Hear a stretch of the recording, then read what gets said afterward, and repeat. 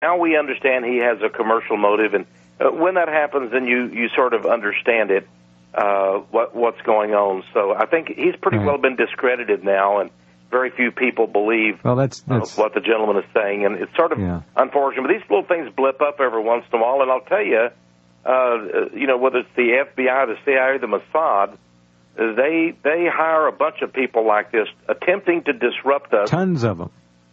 Yes, they do, and they have billions of dollars to do it. But I want to say something. Isn't it amazing? Thank God for the internet, and I want to tell people right now that I go to Rense.com 3 or 4 times a day because you continually have updates, and no wonder they hate you so much. And the State Department has fingered Rense.com. I mean, you're like a threat. Here's why: you tell the truth. And, even Lenin himself, now remember, we find out he's Jewish, but he set up the newspaper, Pravda, which is a Russian word for truth, but he made sure that truth would never be published because truth really undermines the Illuminati's plan. Right. And that's what we've done. And isn't it amazing, with such small resources, it's almost like Jesus breaking up the loaves of bread and the fishes, and they've gone so far, though. And people listening to your program and reading Rense.com, it's just amazing how they've tried to shut us down, and I believe we have some divine protection. I don't know for how long. Well, there's something going on, Texe. I concur with you. There's something there. There is some good out there that has some power, and it is shielding those of us who are trying to bring reality to as many as we can, and I concur. The issue of hiring people when you have tens of billions of dollars to play with, there are so many information deviants on the internet, misinformation, agents provocateur, you name it. There's too many. The average person on the internet would be shocked to know how many are out there working for the enemy. It's whether they're doing 10% work or 100%, doesn't matter. There's so much crap out there now, and lies and deceit. And yet amongst all of that, there is reality. You can find it, but it takes a great effort, and you've got to rely on that internal compass, that little voice of divine wisdom that all of us are born with, at least most of us. I'm not convinced that the evil ones ever had it, tell you the truth, Texe, but it's that way. We have that spark of the master within us, the creator, and if we can just relate to that, we can usually find our way along. That's true. America's future is now in the hands of 2 psychopaths at 1600 Pennsylvania Avenue. Too true. Now, all of you know about Larry Sinclair and his allegations of crack cocaine use and oral sex with Barack Obama. We need to look at the issue honestly. In the gay community, black or white, there's what they call the DL, the down low. And that's all about, oral sex. Now, Rahm Emanuel, who obviously has enough rage in him for 5 or 10 people, you wonder where that rage came from. Where does that hate come from, that drive? Well, as a young boy, he was a male ballet dancer. And I ask any of you who doubt this to find someone in the field who is honest and ask them if young boy ballet dancers might just possibly be hit upon, shall we say, by male homosexuals. And the answer is usually, it comes back with a laugh, is, are you crazy? Of course. So the potential here that Rahm Emanuel had been violated as a boy is quite real. I don't know if it happened. That would certainly fit in with the very close relationship these two men have. I'm not saying they're having a relationship, but they've been through backgrounds that are different. It is suggested that Barack Obama was abused as a young boy as well. So you've got 2 people who have some very, very dangerous psychology on any number of levels at 1600 Pennsylvania. So hold on to your hats, because it's going to get a lot worse before it gets worse. Now, in our last 5 minutes, Texe, I want to touch upon something else that you've mentioned here, which is very important. And the little blurb in your newsletter is entitled, Noisy Pigs Stumbling in the Darkness. Greedy, swinish televangelists and slumbering dog pastors lead cackling charismatics, piggish Pentecostals, and babbling blasphemous Baptists into final stages of spiritual stupor. And boy, did you sum it up with that. Tell us more about these weirdos and this Todd Bentley guy. Jeez, what a picture. Well, progressively, the Christian establishment has become more and more jaded, more evil.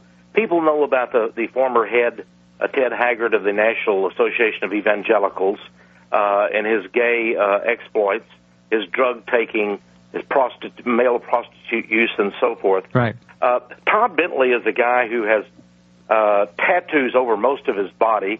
He wears motorcycle biker boots. And by the way, most of them are hideous, demonic, dragon, serpentine tattoos on his body. He gets up, he uses profanity.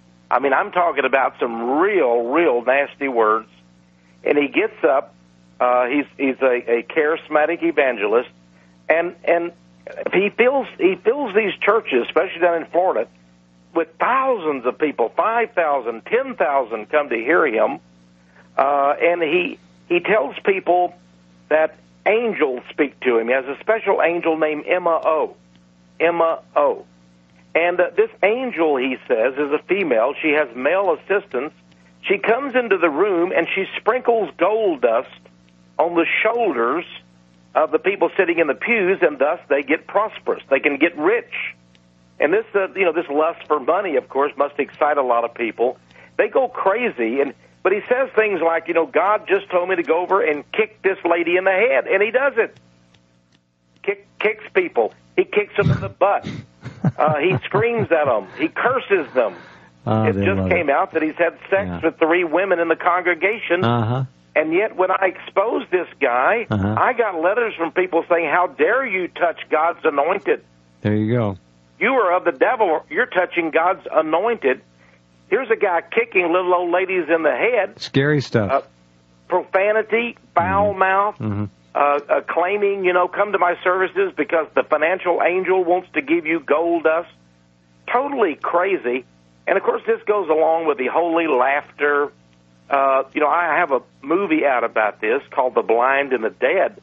There's pictures. I can show you inside charismatic churches. By the way, this is now an Assembly of God, Pentecostal, Baptist, where men, they put on dog collars, and they're led around walking on all fours all over the church.